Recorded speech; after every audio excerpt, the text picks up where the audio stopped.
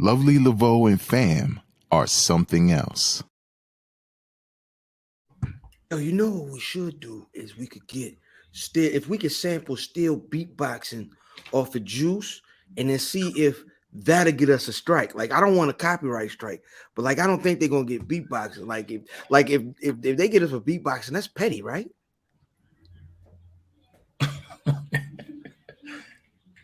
I mean, I'm just saying. Wait, hold on, player. You said still beatboxing from Juice? Yeah. That's what we talking about. Check it out. Like if I now you can get away with that.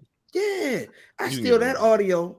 You know what I mean? To put it under there, it'd be like, and then do your intro. And then, hold on. I'm trying to work out. A concept right now. God dang it! You know what I mean? You play the beatbox right, and then Vegas come in. Lovely Laveau and fam or something else, right? And then after that, it just come in.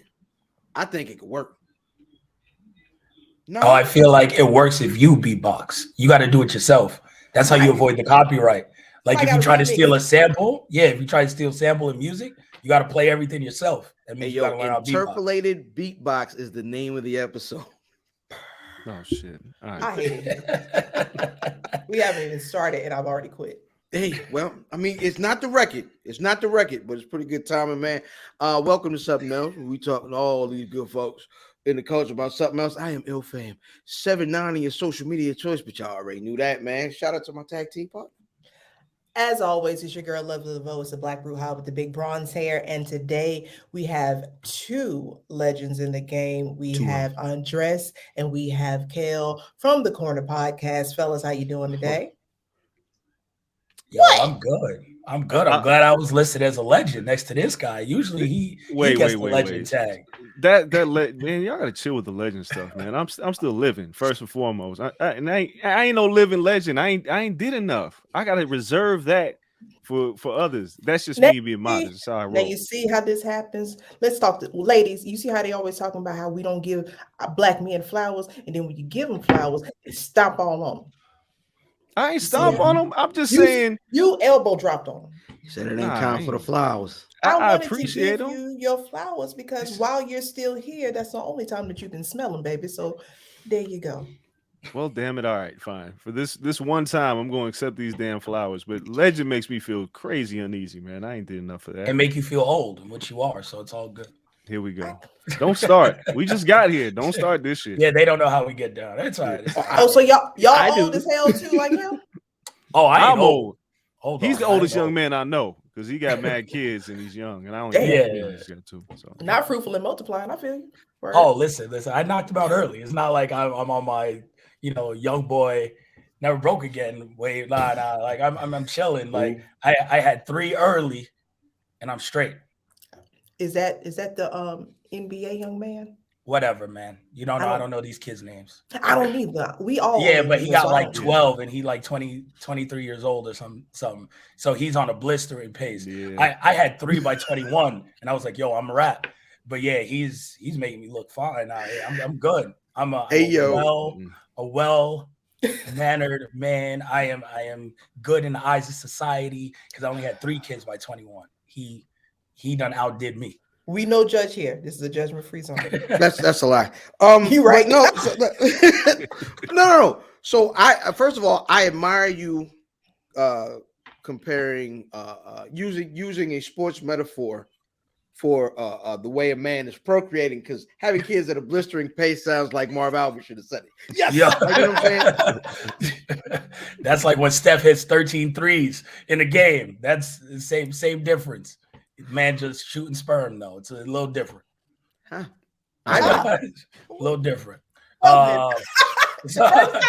don't happen to be often. It's not. She's usually the folk making somebody fake. Nah, you ain't say that, did you? Yeah, no. Hey, man, respect the volume shooters.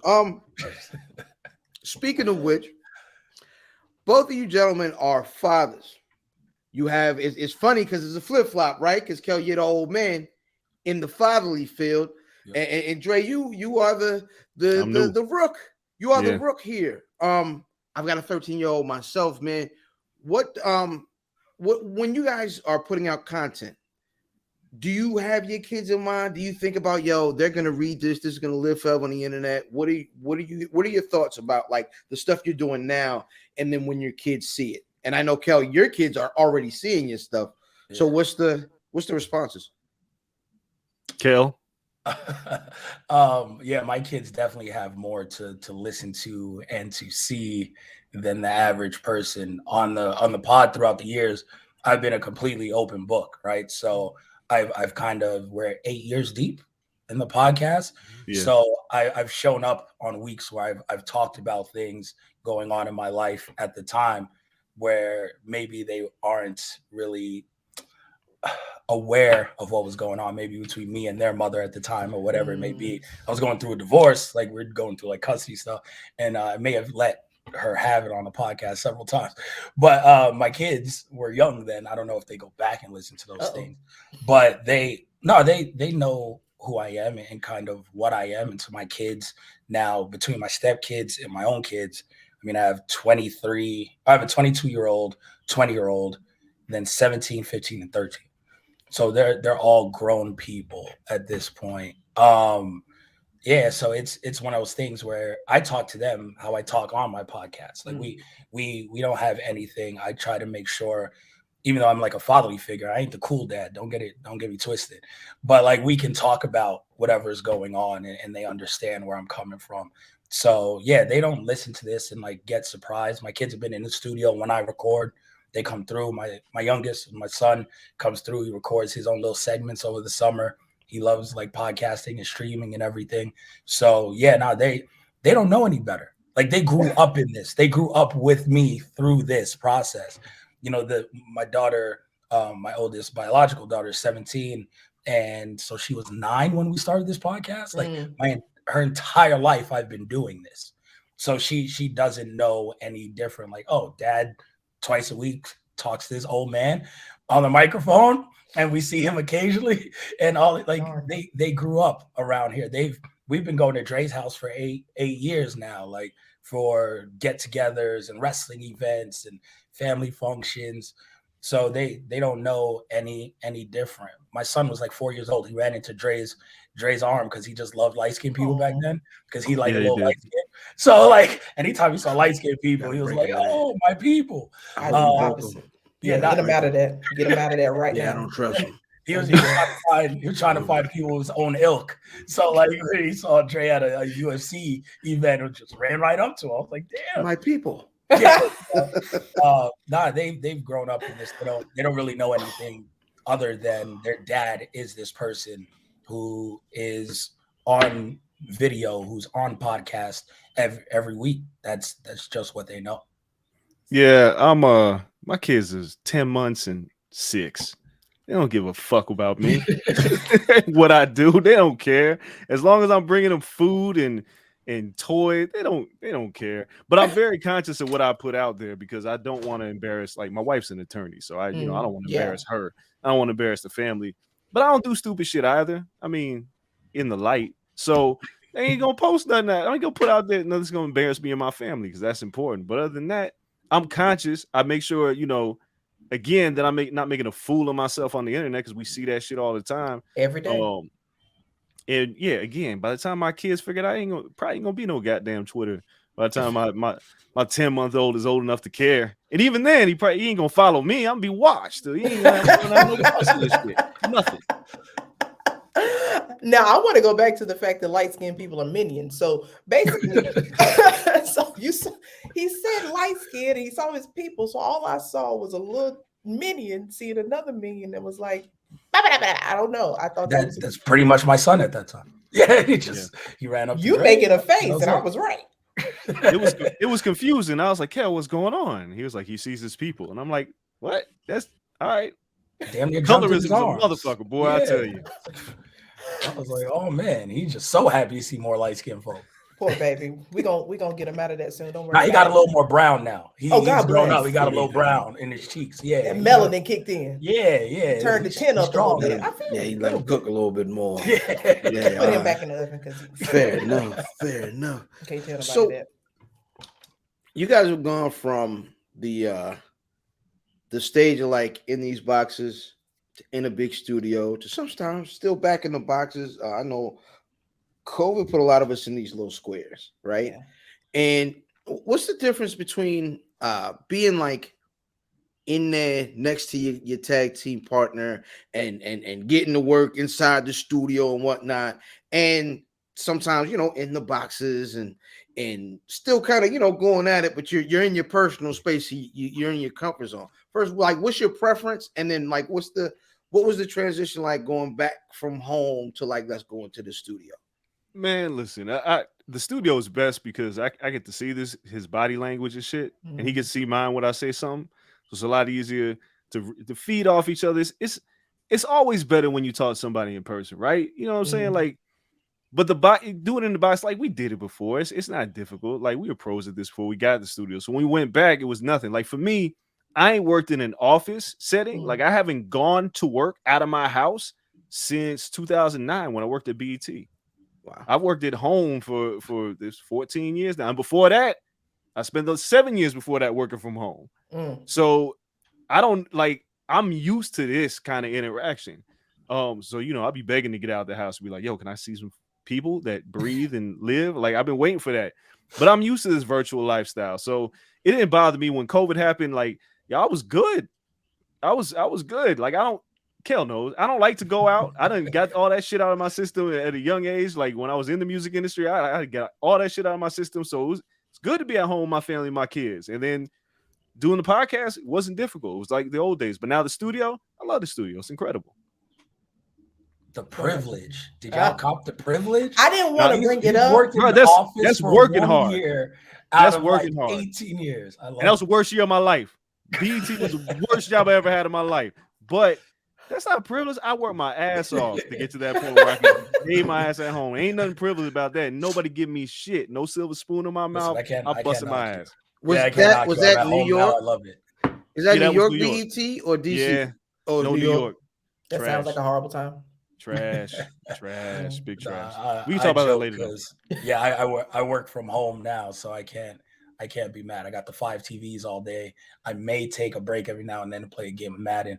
So stop. Nobody even asked you to flex about the TVs like that. Letting people know. They can see it in the background. Look at this. Oh, look at the TVs in the background. Nice. That's nice. Yeah, it's not bad, man. It ain't bad. And don't let him try to talk shit. This TV in the back, like the 86-inch, I got from him. So he's the one fostering all this. Like, I went and picked it up from his crib. He texted me, yo, I got two TVs on Black Friday. You want this? Oh, yo, thank you. So it's not even my fault. So if that was a double flex.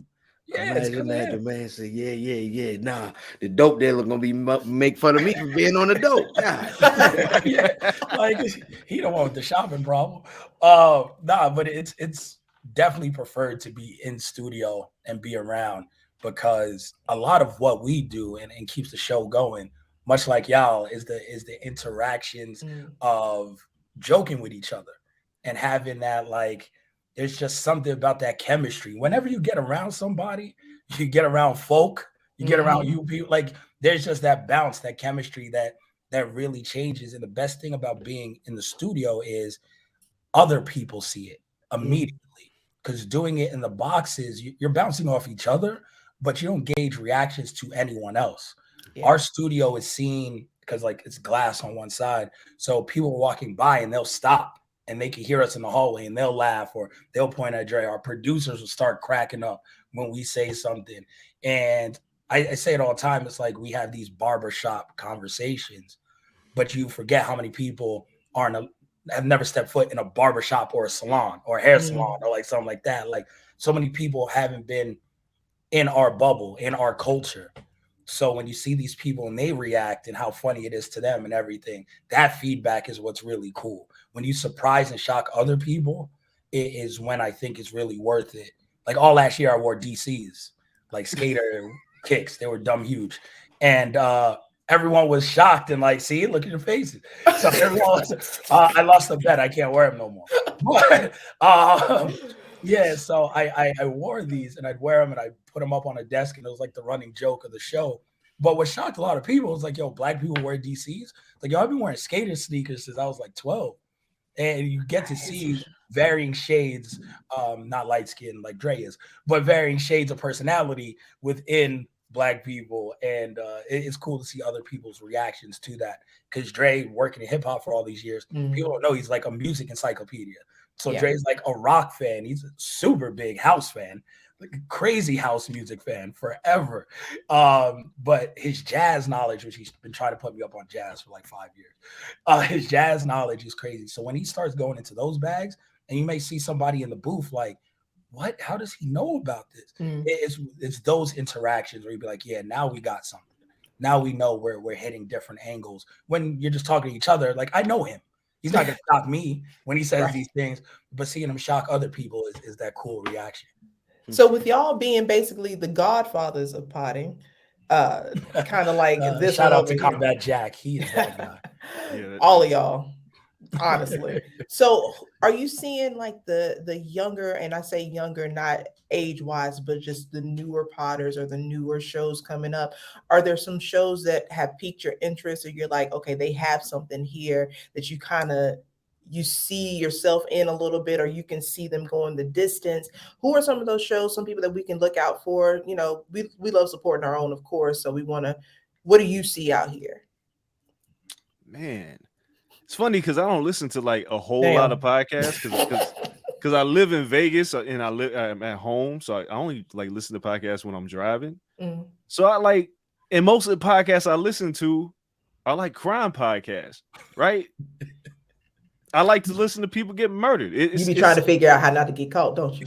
That's what I do. That's what I do. We ain't gonna put all that out there because I'm married. If something ever happens, I don't need to track back to me. I definitely don't need them to come back here. Hey, do you got the one y'all recorded back? We'll cut that out. Yeah, we'll cut that out in post production. But like I skip around, so it's like I listen to a few wrestling podcasts. I listen to like the guy like Cheap Heat. I've listened to the Masked Man show when it comes to wrestling. When it comes to like music, I listen to like Nas's The Bridge with Miss Info. I've known Minya for a long time, and it's like, I love what they do. They had like the Alan Hughes on there in a few shows, but new and up and coming podcasts. There's so many podcasts. Yeah. Like when I worked in music, it was like getting demos, and you're like, "Yo, I can't fucking listen to all this." And then people get mad. Why ain't you listen to my shit? Because there's only 24 hours a day. I got 7,200 hours of podcasts like loaded up. I'm gonna get to your shit sooner or later, just not today. So if you ask me about new podcasts, I don't even know. Like, I can't even think of anything off the top of my head because my backlog is crazy. If you look at my iPhone, I just got a podcast saved that I just don't have time to listen to. Like the homie, like Emilio and Wrestle Rap, like those are homies, but I listen to like 2 or 3 shows when I get a chance. I don't have the time. True. To be fair, he's never heard an episode of our podcast. I don't listen to our show. No, not at all. Listening to? Don't jump on me, brother. I'm just saying. You ain't have to beat me up. No, I'm saying is, my thing is, I'm very like, people don't know this about me because apparently people think I'm an asshole. I come off arrogant or some dumb shit. I wonder why. I don't. But my thing is, I'm very conscious of everything that I do, and I'm highly critical. So if I listen to myself, I'll immediately hate everything I'll do, and I'll tell Kel to delete it. I'm like, delete that show. He's like, what are you talking about? It's just it's a thing. I'm very conscious of everything I do. But anyway, that's kind of got to be rough. That's got to be rough with like, because I've seen you do like voiceover segments, and so like you be like, I'm not gonna listen to that while the rest of the earth listen to it. Yeah. I mean, I can't. Like, I literally, like, I did a voiceover today for the UFC card coming up with John Jones, and they were like, "Oh, can you listen to it?" I was like, "No." They was like, "Why not?" I was like, "Because I'm going to tell you to delete it if I listen to it." Did you like it? Yes. Cool. We're done. I don't never have to listen to it again. I may only listen to it when it's done, when it's final. If I got to fact check something, but if you telling me to listen to me or like even read my work, I can't do it. I can't do anything that I've done. He's a weird guy. Yeah, I love podcasts, right? So like I listen to podcasts. My phone is always loaded. It was better when I worked in Bristol for a brief period of time because in Connecticut, everything was dumb far. So I got to listen to everything all the time. I was caught up. But with my day job being in social media, I understand the importance of social media. So every podcast I have on my phone, I follow all of them on Instagram. I watch all their clips. It's the easiest way for it to be digestible to me. And I feel like I'm not missing out on all these people's work. So I get like the highlights, the laughs, the funny, like, so I keep up with a lot of podcasts. But I mean, I love all the black, and it sounds weird, I love all the black wrestling podcasts and shows, like all of them. Black wrestling podcasts, everybody from top to bottom. Those guys are jerks. Everyone. Yeah, I really hate them, actually. It's hilarious. Shout out to my boy Drip. Affirmative action. This is crazy. It's my dude too. Like I mean, I love, again, all of those shows. Everyone's so funny. I love watching the clips when they come across my Twitter or my Instagram, because that's really what helps me keep going. And when I get in the car, I'll listen and everything. Listen 10 minutes to everyone's podcast, people. It counts as a listen. So I at least give everyone 10 minutes when I'm in the pod and jumping around or whatever. But yeah, I always try to support on social media. I love everyone's clips. There's so many of them. And just there's people on loudspeakers, whether it's Charlemagne's still there, Andrew Schultz, that was our original podcast home in terms of a network. The Read, incredible. I love for my money, The Read is the best podcast. I love The Read. So I think The Read is always phenomenal. They took like a little break last year, and I was like, "What?" So it's so dope that they're back, and now they're doing live shows again. Even like shows like Horrible Decisions, what Mandy and them are doing over there, like they found their niche in their lane, and they've kind of gone into that. So there's so many good podcasts that even if people don't have time, like understand, like you don't have all this time to listen. It takes very little to support on social media, to do a share, to post a like, to do a retweet, because someone else may find that same podcast. So if you don't have time to give them that one listen, you can facilitate that, and you might end up giving them 5, 10 listens. People do, lists. Shout out to my boys, Views from the 7 here in Vegas, who they had questions, helped them start their pod years ago now, 5 years ago. They put out horrendous lists. I love my boys, but they put out horrendous R&B list. And it went everywhere. But that's one of the things where I'm like, yo, those are my dudes. I find this list crazy. I showed it to Dre. Me and Dre arguing back and forth. I was like, yo, we talking about it on pod, on Twitter. And then next you know, that list is everywhere. So it's one of those things where it's like, yeah, sometimes you don't got to listen to show that support, to put people on. Social media is one hell of a tool. So I try to use that as much as possible to make sure the podcasts I do like, I'm giving them and showing them love in other aspects. Awesome. So speaking of listening, I listen and sometimes watch, but I'm also listening to you guys. I knew about the DCs and I was upset. I believe I passed some sentiments on, but doesn't matter. Dre, why haven't you put my man Kel on 2 Nike SBs? If he want to rock some fire skateboarding shoes. You think I haven't? You think the motherfucker don't listen? He's stubborn. No, I've purchased 3 pair of sneakers in the past 6 years of my life. Black DCs, white DCs. And the New Balance I had to buy to replace these said sneakers that are now retired. Outside of that, I've gotten 2 pair of kicks for free. Oh, I lied. 3 pair of kicks for free.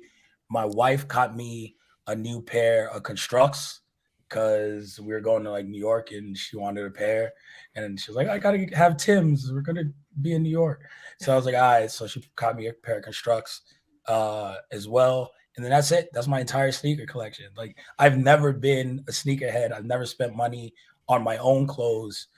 I just bought a jacket because they're making fun of me for like 8 years of my life. Yeah. So, I don't really, honest to God, I don't purchase clothes. I got a UFC shirt on right now. This was free. Like, I just bought a jacket. Is nuts. Yo, they gave me this for free. Everything I wear is free. Like, I buy tons of clothes for my wife, tons of shoes, tons of stuff for my kids, all this stuff. I never like shopping for myself. I wear the same sneakers if they didn't break down till I die. Like, I can wear these New Balance. I got at least 10 in here. 10 years deep with these. I got a pair of flip-flops that I wore to the studio. You gotta stop. You I was 17. They're older than my daughter. It's making me sad. Crazy. So I don't buy anything. But it was such a subtle flex. I don't know if y'all picked up on it. Everything I wear is free. Uh-oh. Yeah. Y'all ain't hear that? I'm indiscriminate though. Other people be like, "Oh, that's not really a flex." Like, no, that's guys dropping weird stuff. Like, you ain't gotta spend money on clothes. You can spend money on 8 TVs. So I mean, fair enough. This is where it goes. Well, 7 and then the one he got from. Oh, the free one. Yeah, you got a Now I know I spend a great deal of time and money at with Ralph Lauren and Nike. I don't believe I'm by myself here. No, you're not. I've seen Brother Dre on the line, sir. What was your last pickups from those two companies? Ralph Lauren, I picked up the Morehouse cardigan because I went to Morehouse and I had to get that Morehouse cardigan because they ran out. I think they ran out of the bear sweater with the Morehouse sweater t-shirt on. They ran out of that, so I copped that. That was like last month. Last kicks I bought were like 3 days ago. What did I buy? I bought something. I can't remember. It's like 2 pair of Jordans and some Air Max. Like I'm bad, man. I have 2.5 closets full of sneakers. And my wife's like, what is you doing? And I have to go buy her some shit because I'm like, yo, chill. And then she's like, you got more shoes than me. But I'm like, I didn't have this when I was a kid. So when I see, 13s or I see my like if I see 10s, I'm gonna buy them. And I may not wear them for like 2-3 years. It's just I put them on ice, but I gotta have them just to say I got them. It's bad. Ralph Lauren, oh man, don't let me get a promo code. I'll buy a whole fucking store. But you said something right there because I don't do the whole sneakers and shoes. Like I'm not that girl. Like I don't do purses and shoes like that. What I do though is a bunch of like action figures and like Funko Pops, the stuff that I wanted when I was a kid, like the belt collection, all of that. So you said a lot with that. So a lot of times I've learned that a lot of, especially Black men, they have such a huge collection of certain things because they're like healing that inner child. You're getting the stuff that you couldn't get when you were a kid. So I don't say nothing. I just be like, do your thing. Just know I need you to buy me like 16 Funko Pops for every shoe that you purchase. It got to be even.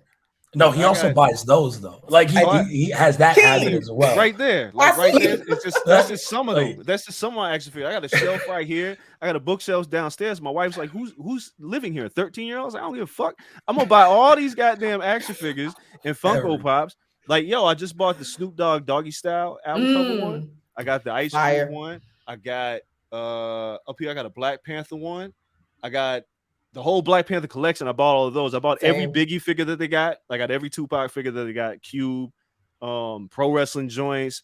If there's a movie I like, I'm gonna buy all that shit. Biggie went to Comic-Con in New York and called me and was like, "Yo, you like all this shit, right?" He sent me a box of like Comic-Con exclusives, and I was like, "Thank you, brother. You ain't gotta do nothing else for me." I got a big stack of all this shit. I collect everything. I have a bad habit. I can't let it go. What are your when I go to his crib, I just drive and I just look for the Amazon boxes. Oh yeah. As soon as I see the Amazon box, I'll be like, oh, that's Dre's crib. Right. Pull right over park right there.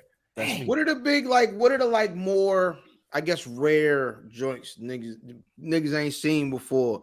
The pop figures. I've been looking for the Gus Fring with half his face blown off from Breaking Bad. I've been looking for it, but they want a tax. Yeah, they want grips for those. So I didn't get the Gus Fring Funko. I got the Gus Fring Breaking Bad actual figure of him in half. I copped it. They made like 500 of them, and I got in line and I copped one of those. So it's like I got the Gus Fring.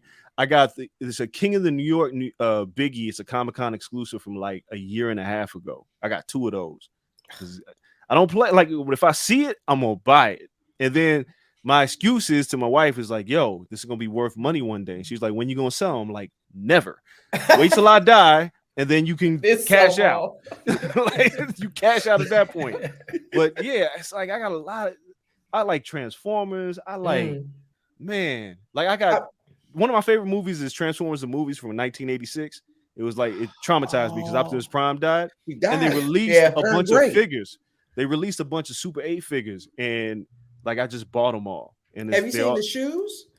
Yes. Have you seen the Transformer shoes? Yes, of course I have. I ain't buy those though. I was about to ask you, do you have them? No, I ain't buy those. He also has an obscene DVD collection. Like where no one like has DVDs anymore. He has every DVD, like Japanese anime from 1992, every kung fu flick. Like if you're looking for something like from back in the day, you'd be like, yo, what happened to this movie? Dre got it in his crib. I got it. Yeah, I'm big on like Japanese horror and like anime from old anime, like Ninja Scroll and Akira and The Professional. Oh yeah. All like I back then you couldn't find them in the States. You had to get them imported from eBay. So I pay like obscene amounts to get these DVDs, and I like watch it. And so when people come to my crib, it's like, what do you want to watch? I'm like, yo, I got shit you ain't never seen before. I just keep things that I didn't. Again, if I didn't have it as a kid, I'm buying it now. Like I got bread to do it. I'm okay. I feel you. That's the goal right there. Shoot, I'm trying to get that and just see it and pick it up. Shoot. What are you collecting other than credentials? Please. Yeah. Nah, honestly, I don't collect anything, right? Like I'm the opposite of Dre. And children. I'm the opposite of Dre, where I thankfully, like I was raised by my grandparents a lot of the time. Like my moms and pops like around, but they were young. Like my mom and pops had me at like 18. So they were still like doing their thing. My grandparents gave me whatever I wanted growing up. That's grandparents a lot of the time. Yeah. Dre's grandma's a little crazy. Not mine. I love her. But like my grandparents gave me like whatever. I have every video game system over there, but that's mainly because I've been a video game nerd all my life. But outside of that, like I don't really collect everything. Like all my stuff I've had already. Like there's nothing I want pretty much like that I haven't had yet. And that sounds weird. And it's not like grandiose things, but I wanted this past year, I wanted to live in a house. I wanted a backyard. So I got a crib that has a backyard. Now I want to live in a very precise section of Vegas, and I'm very close to moving there in May. Like those are my things that I collect. Like I wanted a new car. So I went and just copped one like a month ago. I was like, yo, whatever. So I got like the car I wanted. Like I wanted this RS Chevy Blazer. So got that. Next year I'm getting an Audi. Like those are the things I want. Yeah. And those are like what I work towards, like big purchases. All the small stuff, like again, having kids who are teenagers, having girls. So my stepdaughter is 20. My two daughters are 17 and 15. Fam, they collect everything. That's where the money go right there. That's where all my money goes. All of them. I just send. It's to the point where they're so bad, they just send me Cash App requests. God bless. Like, yo, just out the blue, no context. So I had to hit my daughter up like an hour ago, like, yo, what do you need $180 for? You need some more. You need another daughter? She's like, Dad, the scissor tickets went up. I need to get.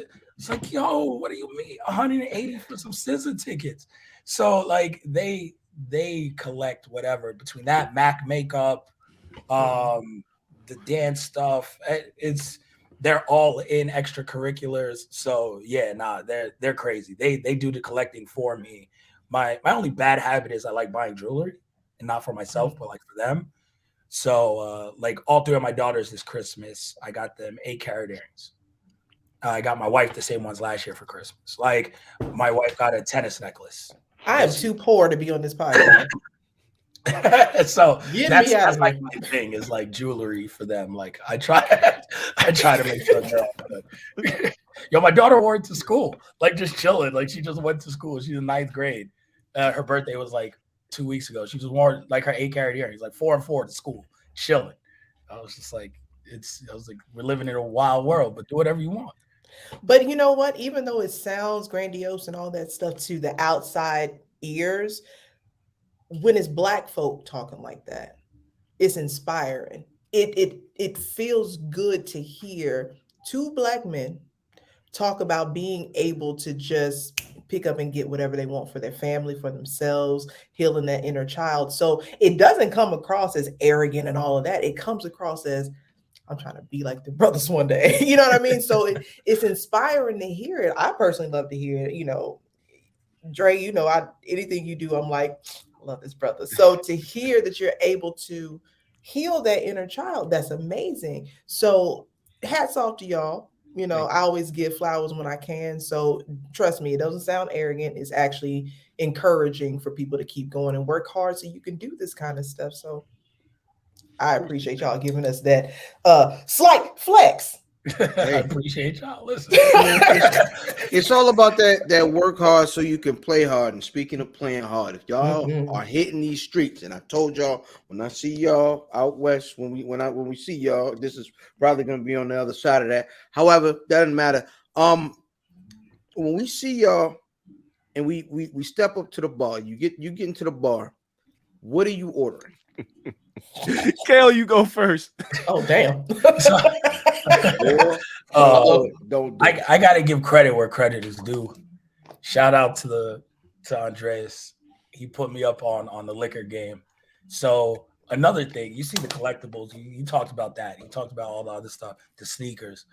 This man's bar in his crib is next level. He has a wine of the month club. So like he gets boxes of wine and I'm not a wine guy. I was drinking box wine like prior to like meeting him. So like he was like, nah, no more of this. So like he had me go to wine country this year. He's like, nah, you gotta go, stop playing. Gave me recommendations. He has the wine at the crib, but now he has like the fine bottles of cognac. He has stuff that like 500 bottles, open. So I've really gotten into like whiskey from being at his crib. So right now, we're headed to bar, like Japanese whiskeys are my drink. So, either on the rocks, like a nice Satori or something like on the rocks, or I'll do an old fashioned if I'm trying to like really chill and sip for a long time. But yeah, whiskey are my drinks now. I've elevated the game. When I started the podcast, it was none but Stella Rosa in my fridge. If you've been there and you're like, like it was all bad. So that's a come up story right there. Stella Rosa, it was half drank bottle of Bacardi 151 with the little joint popped off the top. It had like that little silver joint. We took that right off, and then it was like pop off vodka and pop off plastic bottle, baby. Everybody I know that has drank pop off has a jail story. I was about to say that. Yeah, I listen to the podcast. I have one. Okay, God bless. It was trying times. It's been growth on this podcast. Yeah, it's definitely been that. Because between that and the DC, I was like, what the fuck are we doing? So I was like, yo, like he was telling me you drink Stella, and I was like, we gotta stop that. Because as soon as you make a little bit of money, you gotta treat yourself. And I was like, you gotta treat yourself to better liquor because you won't get a headache. You can enjoy it. Like I'm a big whiskey guy. Like I like Whistle Pig, Balvenie, Macallan. So if I go to the bar, it depends on the time of day. It depends on who I'm around. Like if we had a whiskey spot, I'll have an old fashioned. I gotta have at least makers in it. Like that's the bottom of it. You gotta have makers in it. But if I'm out, man, it's weird. Like I don't do shots a whole lot. I'll do Hendrix and tonic is usually my drink at the bar. I'll do a Hendrix and tonic. If you find the right bar, if they have cucumber, then they do it right. A lot of bars don't have the right cucumber, like they'll give you limes and shit, which is cool, but you just gotta have the right shit. So Hendrix and tonic.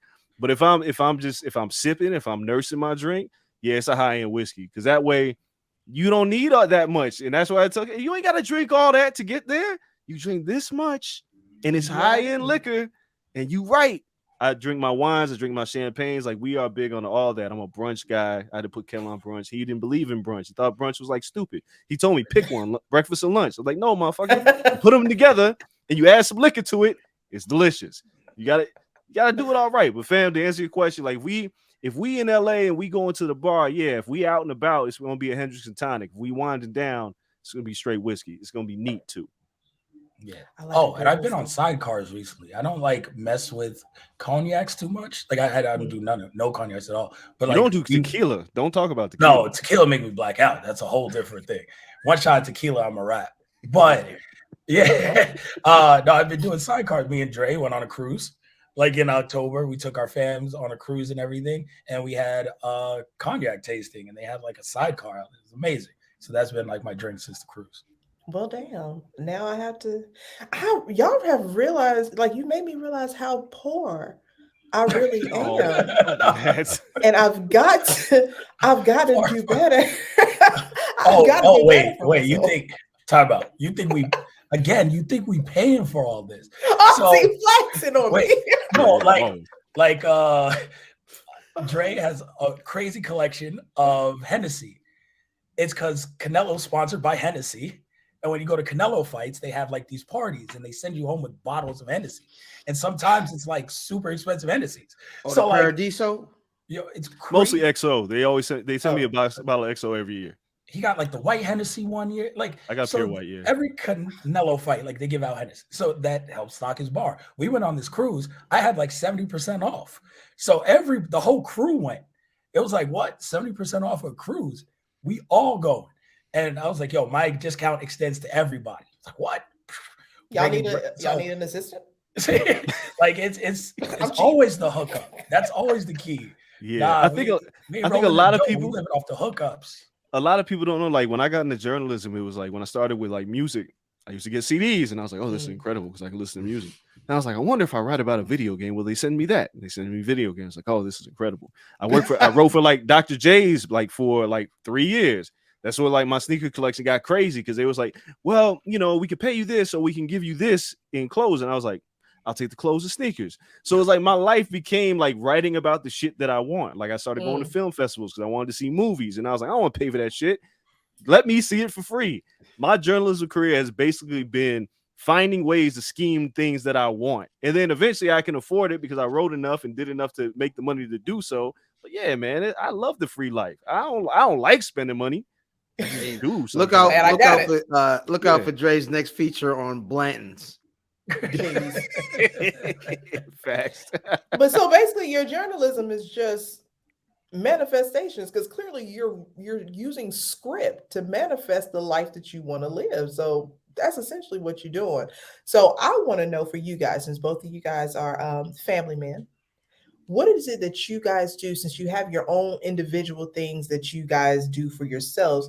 How do you guys maintain that bond with your significant other? What is that once a month thing that you guys do with your wives, or once a week thing that you guys do with your wives to maintain that connection? Since you're thankfully been able to be individuals in your relationships and still maintain who you are, what is it that you guys do together to maintain that bond? Kel, you go first because you and Elaine are always out in these streets because your kids are old. You can do whatever the fuck you want. Ours is different. Me and my wife go almost everywhere together. Like when we're out in Mania, you'll see her. Like if I'm there, she's there. Like she started liking wrestling because she was like, yeah, we're just gonna be around each other. My wedding was wrestling themed. It was Wedding Mania. Like my boy Ryan McKinnell, shout out to him, Busted Open Radio, married us in a lucha mask. Like so, like it was all wrestling themed.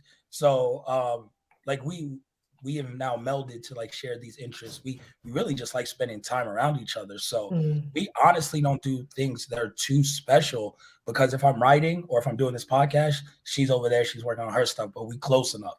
Or if I'm writing during the day, she's on the couch with me while I'm writing. We're chilling. Again, the TVs. If she's watching something, I'll have my stuff on the sides. So we don't gotta be apart. If we go out, even though we have kids that are older, my time is so small to do extra stuff because we're always working. I'm doing stuff for the podcast. I'm doing other things outside of that. And we sacrifice sleep, to be honest. Like we'll go out at 11. Be like, yo, we're going out from 11 to 2. She wakes up at 6 to take my daughter to school. And it's like, yo, get that 4 hours of sleep, come back, you take a nap, you do this. So when she was working full time, we did the same. Like, yo, if we got to sleep 3 hours tonight, we're going to sleep 3 hours tonight, but we're going to go out. We're going to have fun. We're going to have a drink. We play pool a lot. We're going to go out, play pool at the local bar or whatever, just chill, put money in the jukebox, like 90s R&B and all that. Like, this is just cool. Let's just go throw mad R&B music on, play pool, have a couple drinks, come back at 2 a.m., and then figure it out the next day.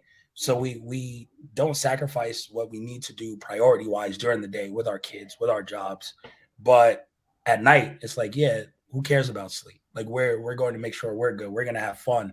If I travel, she's there, anything like that. And it kind of helps that time where I'm constantly working. Like there's not an hour in the day where I'm not working, where my phone's not going off, where I don't have to do something. But she understands that. And she just needs to be close enough while I'm doing that. And thankfully, that's a good relationship. I found the person that fits me perfectly. Because I was married before. I've been divorced before. Like it was not the same. Like I have that appreciation now. I'm not an easy person to adjust to. I'm not an easy person to be married to. This career is unforgiving at times, but most careers are when you're attaining something at a high level. It took a lot of sacrifice. It took a lot of people sitting here watching me like do things. Yeah. They made a lot of sacrifices for me to get to ESPN and to where I am. So it took a special person, and that she is. So when we can have fun, I make sure we have fun. Like whatever it is, she wanted, she got it. I love that. That's why I'm where I'm at, and I genuinely like being around her. She's like my homie. We're now that's special because a lot of people are in relationships with people they love, but they don't like. Fam, I've been there before. I don't know who I'm talking to, but you over here. I don't know who's watching. Man, I'm telling you, run. Like it's all right. There's another one. It's okay. The second marriage is better than the first sometimes. You okay. Like if that's not the case, like don't stay there because you really, close your ears.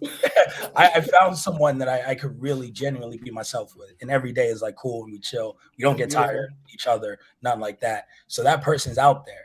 And there's no reason to settle for anything. I don't settle for anything in my job. I don't settle for anything elsewhere. Relationships shouldn't be different. And it took a while for me to click that. Like I put so much effort into my jobs, like so much. Like I would never cheat myself in my job, in my career, as being a parent. Like I put so much effort there that I was like, why don't I put this into relationships or into my relationship? Once that shit clicked, it was like I give her the same attention I give everything else. And I'm really good at everything else. So I'm really good at now being her husband. So whatever she wants. I wish somebody in particular was watching this particular episode when it comes out. I'm not going to say who it is, but I hope you're watching. God dang. He just said something right there. Well, so you might be surprised, but I'm totally different from Kel in this aspect. Like, so me and my wife, like we love each other, but I'll say this in the nicest way possible. My wife don't give a fuck what I do. And what I mean by that is, like she knows what I do. She's aware of what I do. She's been around it long enough that she's just like, all right, cool. Like you got to do your thing. You know, if you travel, you know, if there's room for me to come, cool. If not, I don't want to impede on what you do. She's an attorney. So it's like, there's shit to do. So when it comes to us being together, like we like laughing at people. It's like really cool shit. Like we'll watch dumb reality shit and laugh at people, or like we'll go somewhere and laugh at people. Like we're really childish when we get around each other. But that's our time. So it's like both of us work from home for a very long time. So we were around each other a lot. And we're to the point now where it's just like, all right, you gotta go do your thing, right? Like you gotta go travel. You gotta do, like, if she gotta go somewhere, I'm like, all right, don't let me get in your way because I don't want to slow you down. Because I know sometimes when you with your significant other, it can slow you down just a little bit. So it's like now that we got kids, it's like we're trying to find those pockets of time. Because back in the day, 3 a.m, we like, let's go to the bar. It's Vegas. You're like, let's go to the bar and go get drunk. And then, you know, I'll go to work the next morning. It's like, cool. Now we can't do that because we got kids. So it's like we have to figure out our opportunities to go kick it. And like we just, for Valentine's Day, my wife did like a staycation for me, got me massage. Like that's what we do to show appreciation for each other, to figure out what the other needs at that particular time. Like, oh, your day's stressing you. Maybe you don't need me right now because I could be a lot. Maybe you need to get out the house and go get a massage or go to the spa or something like that. And then when you get home and you all relax, let's watch some dumb shit. And let's watch, like my wife watches like the worst black television ever, right? Like her thing is to see it through. That's her thing. Like she turns on something and she's like, yo, this is so bad. I got to finish fucking watching it, right? Like I can't do that. I'm like, this is bad. I'll turn it off. But then when we get together, she's like, all right, you got to watch this. And we'll sit there and I'm like, yo, this is so fucking bad. And then we'll drink and get drunk and laugh about it. But that's how we spend our time together. We don't have to be around each other because it's been a long fucking time. We got a lot of kids and we can get on each other's nerves from time to time. We got to get a break every now and then. But then when we're together, we good. Dre's wife is the best, by the way. Her trash talk is next level. Yeah, I can't be around them when they play spades, though. That's it. Nah. They take spades way too serious. I can't be around. We take everything else, serious. We cool. We don't. We are allergic to losing, and it gets real ugly. Like when we play each other at shit, and she's my wife, so I gotta back down. But we'll get into full-fledged arguments over like fucking gin rummy or Scrabble. Please, I'm like, that's not a fucking, we'll say, like that's not a fucking gin word. rummy. Yes, like we play everything. Like we play. Should have saw their baby shower. Hey man, we might got to get a game in LA. My spades partner gonna be in LA, so it should be live. I don't know how to play spades. I don't know how to play spades at all. See, I play spades now. I play everything. I'm a gamer. Like I play video games. I play games. Like my wife, if she gets invested in something, like it was a year that Tetris came out, and it had like this level where you had to make the blocks disappear so the professor would get to the bottom, right? And she played it, and she was like, She was like, oh, they say this shit is impossible. So she stayed up for like 18 hours finishing the fucking game. Like I went to sleep and woke up. I was like, what's wrong with you? She's like, don't ever tell me I can't finish shit. I was like, I am married to one of those too. But see, that's why I don't know how to play spades, because I'm that person. Like I am uber competitive. So if I get something and I have to finish it. I have to I can't come back to it. I have to finish it right then, or I can't function. And then my family's just like you and your wife. Just they almost fought playing a game of spades. So I was scarred. I was like, I saw my mama almost hit my auntie, and I was like, I don't really think that's the game for me. It gets real serious. It gets Did you just cut me? Yeah, I don't. Yo, listen. My brother-in-law. So my brother-in-law was like mad young, so he was like 9. He used to always wake up when we were like playing spades, and he was like, I want to learn how to play spades. My wife was like, all right, cool. If you fuck up this book, you got to go to sleep, right? So every night he be getting ready, he'd have to go to sleep. He fuck up, and she was like, yo, why'd you cut me? Go to sleep. And so he got good. Yes. Because he was like, I'm tired of fucking going to sleep at 5 o'clock in the afternoon. I was like, all right. Damn. Stop blowing it, right? Like whatever time, like don't mess up this book. Like how many spades you got? Like or how many books you got? He like overbid and go to sleep. Now he busts ass in spades, but that's how we are. Like if you're gonna be around us, like Kel was like, we could play for fun. I was like, I don't do that shit. I don't know what playing for fun. Fun is winning. Fun is not playing. I was like, yo, y'all got to teach me how to play. We play for fun. What? The look he gave me, then the look she gave me. She was like, nah, I can't do it. Have you no? But here's the thing, though. Have you ever won with the rookie spades partner? Yes. That feel better than everything. When I carry you, strap on. You go, huh? Yeah. Because I've done that before. I know you've done this before. You play somebody and you're like, how many books you got? And you got one of those hands. And you be like, they be like, I got 4. And you look at your hands like, no, motherfucker, you got 8. Let's go. Because I got you. I got you. Just play off of me. That's how me and my wife are. It's like, yo, how many you got? Oh, we going 10 for 2? No, we running a Boston on these motherfuckers. Watch. And that's our energy. We're ultra competitive. And yeah, and for fun, we go to brunch. That's the other thing. Like we go to brunch and we drink and we drunk as shit. We beat up people in spades and then we go to brunch.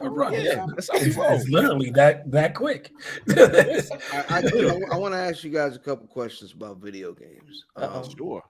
Both you gentlemen seem to like games. I've heard you gentlemen talk about sacrificing sleep for games. First of all, what are you gentlemen playing right now? Kel, what are you playing right now? I'm always playing Madden. I'm in a Madden league. Shout out to Swerve, Sammy Callahan, all my dudes. Like we're in the Madden league. I be crushing. I play the captain, Sean Dean, tomorrow. It was his birthday. I gotta bust his ass for his birthday. My brother. It's gonna be horrible. Yeah, if you talk to him tomorrow, ask him about this L I'm about to handle. I will. So, I like doing stuff to him like that, so I promise you.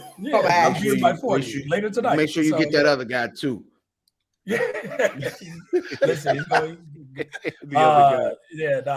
it's gonna be fun. So I'm always playing Madden, but the other game I'm playing right now is the Harry Potter game. I'm a super big Harry Potter nerd. I have a Harry Potter tattoo.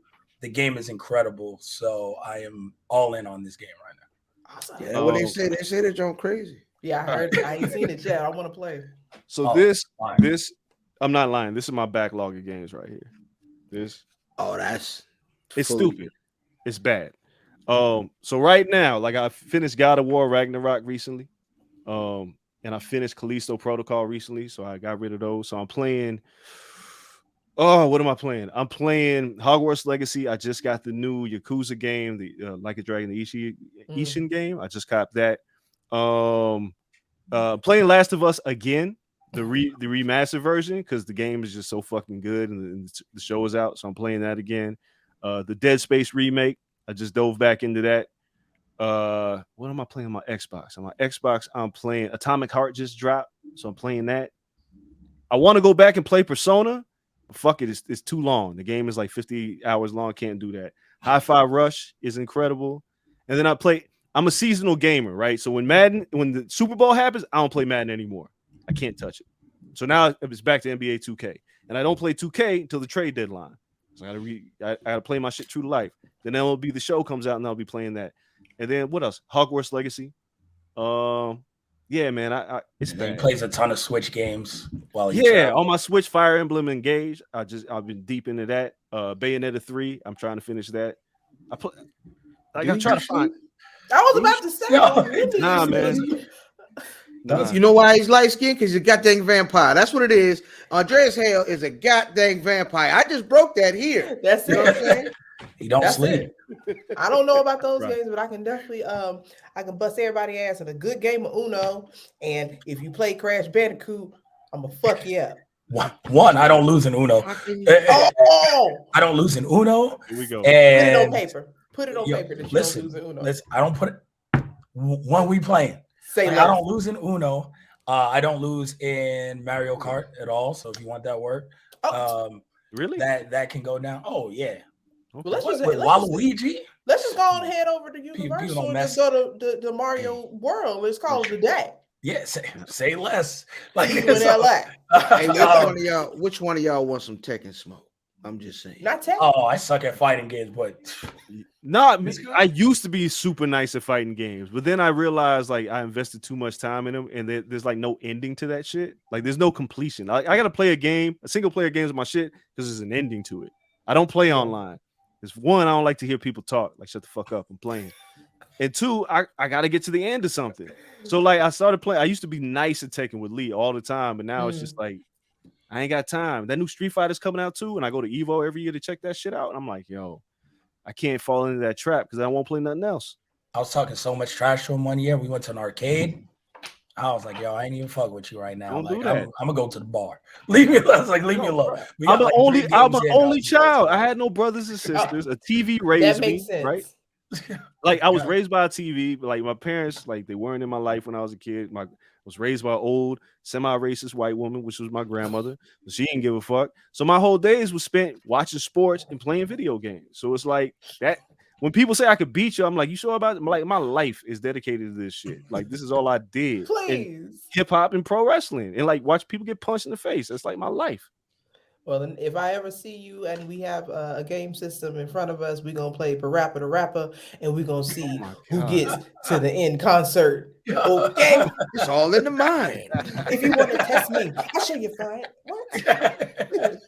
Beat the shit out of you with Parappa the Rapper. Oh, man. Laying on the Parappa the Rapper. All right.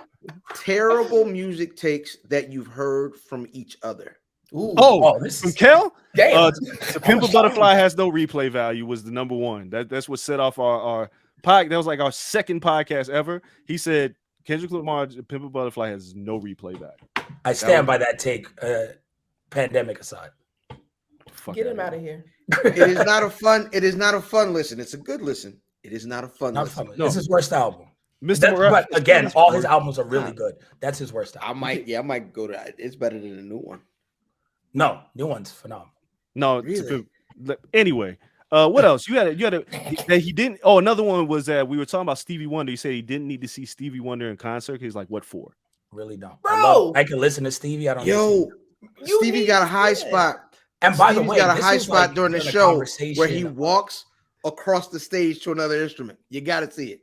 You got to see it. I swear. No, that was this wrestling shit. Like I got to suspend belief. No, what do you mean? No, he does it. He walks across the stage. That's what I said. Okay, so his grand trick, the one thing he does all stage set is he walks. I mean, he also plays the most amazing music ever made. Right. I understand. Right. My argument was I appreciate that. He's phenomenal. But I could get that listening to my iTunes. No. So I don't need to go and see him in concert. No. Like I would want to see, like, Prince is my dude. Like there's a show there, right? Like Michael Jackson, from the legends I'm talking about, like Michael Jackson, all these people. What the fuck you think Stevie Wonder is? I didn't want to ask. No, he's a legend. But I'm talking in terms of all the legends. Their stage shows are like stage shows. There's dancing. There's pageantry. Stevie sits at a piano. He does not. He does. I just told you, he plays multiple instruments, bro. And people bring him those. It's one instrument. I don't even know how he plays. If he just put his fingers in there, it's not a piano. I don't know what he's doing. It's like a synthesizer. Right, like he plays the harpsichord. The motherfucker plays a blind man. You gave Stevie Wonder a tuba, he played that shit. And again, I respect him as a musician. He is incredible. I do not need to spend my money. But do you would rather see Lil Daddy Shane in the background doing a Running Man? Please. Yeah. Oh, I paid for some concerts. So some off the wall concerts. I don't know why I would need to see Stevie in person. I did watch him on Netflix or something though. Come on, stop. And I was thoroughly entertained. Have y'all seen Stevie Wonder live? Can you get his box out of here? Like y'all notice when you see Stevie live, the music is enhanced so much more because it's different instrumentation, the implementation, like everything that he does is different. It doesn't sound like, yeah, of course it could sound just like what you hear on your streaming services, but in person, it's a whole nother level. The backup singers, like Stevie concerts are incredible. I've seen him like 7 times, and this dude was like, I don't get it. Why would you go see Stevie Wonder? Now, if I happen to be at a festival and I see Stevie Wonder, I'm gonna mark out because it's cool. But at that point, I was like, I'm not spending my money on a Stevie Wonder concert. I forgot what the comparison was. It was with someone else, and I was like, no, I'm going to see that other person. It wasn't Nasty Robert, was it? Please. No. Okay. Just making sure. Just making sure. No. Yeah, I don't know what the hell he does during his stage set anyway. Well, I'm gonna tell you what he does. He asked on camera if you have your shots. You seen it? Yeah, no, I'm all right. I'll pass on that. But yeah, no, like I'm not a huge Beyonce fan, right? But like I went and saw her in concert, and I can't even front on her. Like she puts on an amazing show every time. I would also agree with all of that you just said. Incredible. Yeah, I am not going to listen to any of her. Not putting that CD in. No, I'm not putting that in the car. Zero. That's not good. Yeah, nah. There's no Beyonce in my Serato. There's none of that. So but phenomenal performance. I'm trying to think. Like, hold on. I'm trying to think. I'm trying to think. We passed Stevie Wonder shit. I'm trying to think because you have a lot of bad takes, and I can tell. Like it happens routinely. Inflammatory opinions. Because we used to have a segment on the show called "God Damn It, Kel," because it was just every time he say something, like "God damn it!" Like I can't believe you just said that shit. I've grown up a little bit, Trey. I've grown up a little bit. So who do you think would have worse takes, Kel or Wilkins? Don't do that. That is my takes are good now. Hold on, like I've been on a decent roll the past year or two. Let's not kill my man Wilkins like that. God, I can do whatever I want to do to Wilkins. I don't know. He's tapered off. You've had some questions, and they don't age well. And then we watched them age terribly in the group chat, and we watched them age on the podcast. Like this is down on favor. But those are two. And Dre doesn't seem like the type of guy who lets that type of thing go. Fuck no. Like an elephant. Ever. And he doesn't really have. That's the worst thing about Dre. He doesn't have horrible takes because he's like very by the book on things. Like he'll be like, he doesn't do takes. How about that? He doesn't have takes. He has this is facts. This is what happened. This is what it sounds like. This is this, and we moving on. So it's just there's no takes to this. It's very like I say some shit is trash, but there's always a spot like in music journalism. There's a song that's a hit that I think is trash, right? And I'll be like, but I can see why that's a hit, right? Like I can appeal. Yeah, like I get it. I just don't fuck with it. And that's very easy for me to do. There's certain like artists that I see that people like people love Future. I'm not a big Future guy. I just never have been. But I get why certain people like him. I get because then I go, well, what else do you listen to? And they start running down their list of shit. I was like, I get it. I get why you listen to that shit. Me, I'm a music snob. There's certain shit, especially when it comes to hip hop. Like when I saw that Billboard like list, I was like, get the fuck out of here. Like Nicki Minaj, top 10 rapper all time. Get sick. You kidding me? That was a sick time. So yeah, I'm very nuanced in my music conversations because that's what I did for a living. Like I lived this shit. I was around a lot of these people making music. So it was like, yo, I'm not gonna have a bad take. I may have some shit that people disagree with, but I back my shit up. I never say something without facts. I agree. Yeah. That's kind of how I operate because there's a lot of people that I get the appeal. I just don't rock with it. So and I love ratchet shit sometimes. And that's another difference. Like Dre is very highbrow. Like I love ratchet shit sometimes. I need the balance. Really? Oh, yeah, hands down. I also listen to Kendrick, but then I need like a little Ice Spice. Yo, that was the other one. What'd you tell? Hold on. You told me that Ray Shremmer had more replay value than Kendrick Lamar. That year, that Ray Shrem Life album, go back to that first Shrem Life album. God, bring back old memories. Hey, when was the last time somebody went back to the old Shrimp Life album? Oh, you'd be surprised. I still hear that. I still hear stuff being played. Throw some more. Still gets played with Nicki Minaj. Okay, like it. I'm just talking replay value. I'm not talking if it's better. I just to be fair, I will honestly say that particular album is fun. It's a good, fun album. Sure. However, that was mad egregious. So what we're going to do, because you made that, we're going to take you to the segment of our show that we like to call the 5 count.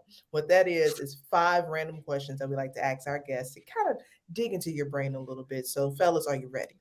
Of course. All right. The first question on the 5 count, and I'm kind of scared of this question. If you can listen to one artist for the rest of your life, who would it be? Kel. Jay-Z, hands down. Oh, complete catalog, Jay-Z. It's so tough. It's so tough. It might be Stevie. It might be Stevie. It might, because that catalog is fucking endless, and there's so much there. Yeah, Stevie or Prince. Yep. I agree. I like that. I can only listen to so much hip hop. Like, I love rap music. There's a time of day for that shit. Like sometimes, like I don't feel like listening to Jay tell me how poor I am. I don't need that shit in my life. Now, first of all, the time. I love let's talk about what Jay's not going to tell you. Yeah. Jay-Z's not going to tell you how poor you are. Okay, he might tell me and fam. That's me too. It makes me feel poor. I don't need that in my life. We ain't Jay-Z rich. Well, to us, y'all. Yeah, y'all got some top figures. Just nice. It's cool. All right, man. What movie or TV villain do you think was right? Oh my god, movie or TV? There's plenty of them. It's always so like some cartoon shit too. I mean, obviously Killmonger. There was a part of Killmonger that was like, he ain't necessarily wrong for what he's doing. He might have went about it the wrong way, but I feel him.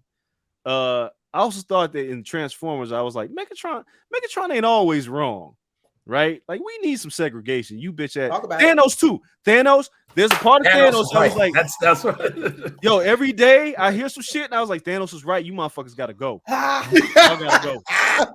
Straight up, make the world a better place. We might. I gotta say it. Thanos. Betrayal. Yeah, Thanos you too. Hear that? I got another one. Thanos. Thanos is right. Yeah, no, that's hands down. Joker, Dark Knight. I think is as right, and not to sleep on Bane because Bane in the next film is phenomenal. But if you listen to shit the Joker says and how he lives his life and all the things he says, and really shines the spotlight on the people who think they're righteous and good and in the city, and like how it doesn't help anyone. And he's selfless. He's not doing it for money. He's not doing it for anything. He's doing it for chaos, right? But he's just doing it to prove a point and show people their worst sides.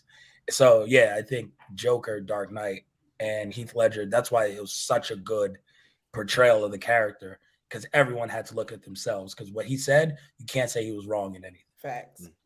I think Joker is Batman. I think they're the same person. Well, I think very true. One just got money.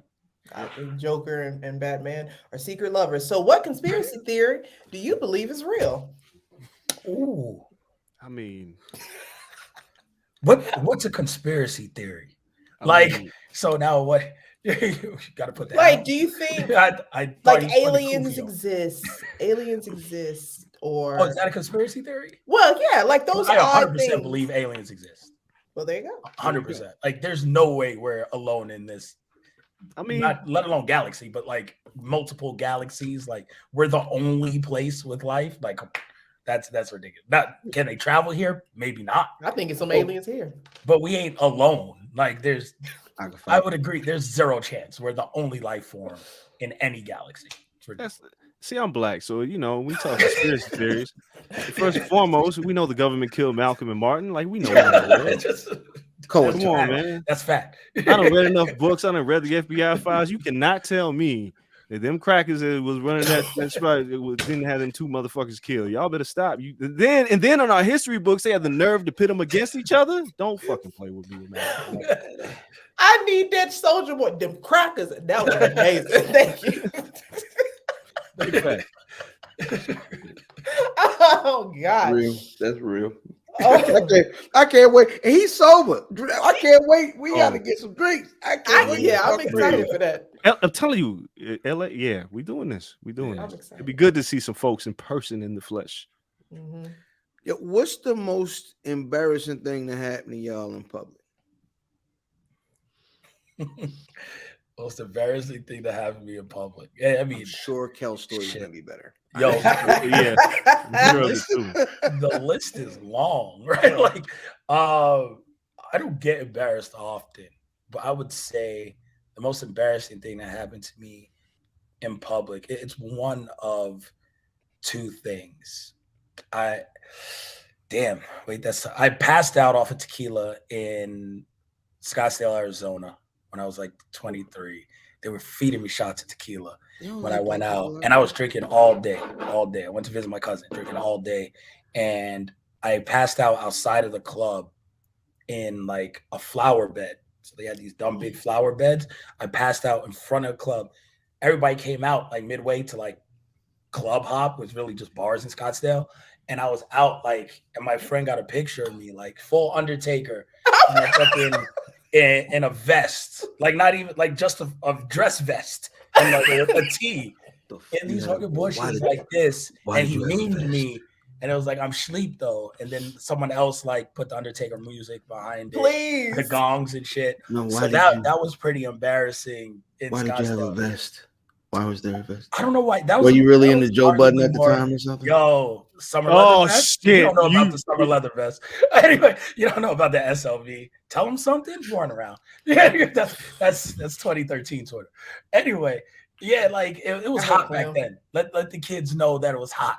I was about to say that time period. That's when people was wearing the button-up shirts and the fitteds and stuff and all that too. Like, so everybody looks half fancy. So like that was me, and I passed out. So that was pretty embarrassing. They threw me in the back of a golf cart. They had random golf carts around there, and they had to like golf cart me somewhere else. I've been golf carted before. Yeah. It was in. Listen, we was in St. Lucia and. Okay, I understand. I ran out of cups, so I was pouring the liquor directly into the beer. Don't even worry about what I did. Oh wow! Oh god! And yeah, then St. Croix, not St. Lucia. Other one I would say is probably a girl I liked in high school. I just remember her showing up, and I don't know. I don't really do Valentine's Day, but I remember showing up to school, and I used to ride the city bus, right? So take the bus, boom, I'm on the bus. And when you hopped off, they had the people with the little flowers in the buckets. You know, they sell that like the pop-up shops for Valentine's Day. Boom. My mom always used to leave mad money. I spent 15. Give me this 12 dozen roses. Go and tell my boys. My boys like, oh, what's that for? Like, yo, I'm just pull up, give her these roses. And I remember walking down the hallway up the quad, and I had the roses in my hand, and I tap her, and she turns around. I was like, yo, blah, blah, here, these for you. Happy Valentine's Day, all this stuff. Like, she might have crushed her. Cool. And that's first period. We get to second period, and I see her walk out the classroom with her boyfriend at the time. And this dude was like not as cool as me, but whatever. So she walked out the classroom with him, and they hit the corner, and I just see her drop the flowers like in the trash, moving through the quad. And I was just like, with his heart broke. I was like, yo, that's I just got to chalk that one up to the game. But it was horrible because like she dropped it, and like if I was part of a football team and all this, so we like between classes we rolled together. So it's not like I just saw her by myself. Like we crewed up, and they dropped it. And as soon as she dropped it, everyone looked at me like I was supposed to do something. And I was just like, yo, it's time to go to class. And we just bounced. Like no one, and it's worse because no one spoke on it. And everybody knew. No one spoke. Damn. I'd have clipped her in the hallway, champ. I'd have definitely. Yeah, she'd have had to fall. Yeah, that's tough. Yeah, that was ugly. That was ugly. So mine was ouch. It was years. So I went to me and my wife. She was my wife here. We went to the club, right? And we, this is our poor days, and we ain't really had no money, and we bought a drink. And as the night progressed, I ran into a homie, he bought me a drink. Another homie bought me a drink. Now I'm like, I need some more drinks. So at the club in Vegas, damn, I don't remember what the name was. So people leave their tip money on at the bar, and the bartender wouldn't get it. So I came up, but I was blacking out at this point. I had to be told this later. So I stole everybody's tip money and bought more drinks. Then I forgot who I was and who I came to the club with. So I found myself sandwiched between two girls, and I'm dancing. I got 2 drinks in my hand, and my soon-to-be wife is like staring at me, and her friends, they're all looking at me because they're all there, and I'm like, "What's up?" And yeah, I don't remember none of this. And yeah, I had to go home. I had to go. She didn't even pull me out. She gave, that disapproving stare. You just shake your head, like, "What are you doing?" Yeah. So the next day, I woke up by myself. I'm in my bed, and I got like all these crumpled dollar bills, and I had to ask. I was like, "Yo, what happened?" She wouldn't tell me. I asked one of my friends, like, "Yo, you was acting a fool. You danced on everybody at the club, and you bought drinks for you and everybody else with people's tip money." Jeez. What you was in that teller? Like, son, if you go to the bar, you ain't gotta give them your money. Yeah. They just leaving it. Is that a fine? Right on the bar. And this was like, to me. This is the best bar ever. You just get free money and drinks. And for whatever reason, I think it was like they had like Hypnotic or some. Oh my god! Like and yeah, so we loaded up on that. Yeah, it's a bad night. My wife Incredible Hulks and shit. I was saying Hulk up. Yeah, rough. Told you we all old on this show. Oh. Yeah. Kids don't know about that. Yeah, I'm gonna tell you something. I'm bringing those back for LA. I don't give a damn what nobody says. I ain't drinking that shit. I bet you will. I'll drink all that off. We're gonna bring it back, and we're gonna have to call it fashion too. I don't care what nobody say. All right, I gotta get 2 bottles of Nouveau. Jesus. That stuff look like it Austin Crab. You supposed to buy that at like Michael's. Like, it look like you're supposed to drink it. It was the worst. It was Nouveau had the best promotion and marketing team I've ever seen in my life. They promoted the niggas. They knew what they was doing. It was nothing but like colored Sprite. They gave you a headache the next day. I was working at BET at the time, and they gave it like everywhere we went. Me and Low Key, if y'all know Low Key, me and Low went everywhere. And they was like, Nouveau again? All right. And I was like, come home. My wife, you got to get another headache, huh? Yep. What'd you do? That fucking Nouveau. I never say anything bad about T-Pain except for that shit. I usually had your ass whooped for that goddamn drink. And the last question on 5 count: if you can get away with anything without getting caught, what would it be? Oh, I'll go first. It's easy. And how about, can it be not getting in trouble? Because I don't care. No, that's what I mean. Getting caught, that means no repercussions. Okay. No repercussions. I want people to see this. I want to get caught. I don't want to get in trouble. Well, I'm slapping Jason Whitlock. Hands down. That's why I'm slapping Jason Whitlock. Like, if, ain't gonna get in no trouble. Ain't nobody gonna act like fire me. Like, they gonna give you the key to the city. Maybe they suspend. What slap? I'll take a suspension. Like, I'm good. I'll take a 5-day suspension. I'll go to an island. I'll chill. But I'm slapping Jason Whitlock. Like Bernie Mac in Head of State. When there's no warning. He just walk up. I'm just dead slapping. Like Dana White slap league after AEW Dynamite. Like, I'm catching them open-handed. All grimy. Yep. Yeah, no, I'm just robbing a bank, set it off style. Me and the homies. That's all. That's all. I rob a bank, set it off style. I gotta do it. I see Dre now. He throwing niggas future CDs out the window. Dirty Sprite, get the fuck out of here. Yeah. Everybody be mad, but it is what it is. Imagine a nigga robbing a nigga to some little stuff. Please. Not Fonte. Don't do that. Don't do that. Well, I want to say thank you, fellas, for stopping by here at our house. We appreciate you. It was such a pleasure. It's my first time meeting you, Hale. Such an honor, you guys. Let the people know where they can find you, what you have coming up, and anything else you want to leave the people with.